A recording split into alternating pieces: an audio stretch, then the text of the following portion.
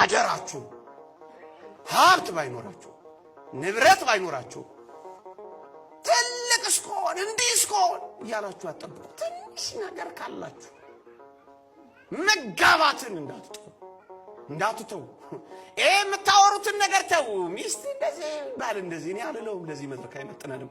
እናንተ ኦርቶዶክሳውያን ይሄ የማስረሻን ወሬ እርሱት። የሰይጣንን ሾክሾክታ እንዳትሰሙት። ሌላ ነው የኛ አይደለም። ሚስት ዘውድና ባልሽ ክብርሽ ነው።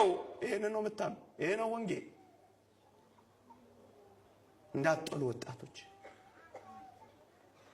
ሁለተኛ ቢያገባ እንኳን እንዲፈታ ሆኖ እንዲያገባ ነው የሚፈልጉት።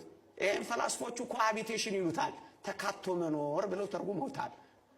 ሰው ሰብስባ ሽማግሌ ልካ ካህን አቁሞ መጋባት አይፈልግም። እናስ ፌስታሏን ይዛ ጥልቅ ትላለች። ሰው አያቅ ምን አያቅ ያው ቀለል እኔ ቀለል አድርጌ ነው ፌስታል ልጅ ነው መገባው ትላለች። ውሸቷን እኮ ነው። ለምን እንደሆነ ታውቃላችሁ? ትንሽ ካላማራት ሰውየው ፌስታሏን ይዛ አይደል የወጣችው።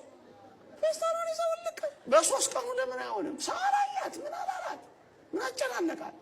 ካሜራ ከተገጠመ ሽማግሌ ከተላከ ካህን ከቆመ ቁርባን ከተዘራ ትንሽ እንኳን አይከብድም። የሚቆሰቁስ ነገር የለውም። ይሄን ሁሉ ሰው እንዴት ረግጣ ትሄዳለች? ለዚህ እኮ ነው ተካቶ መኖር ሹልክ ውልቅ በቃ ናቸው።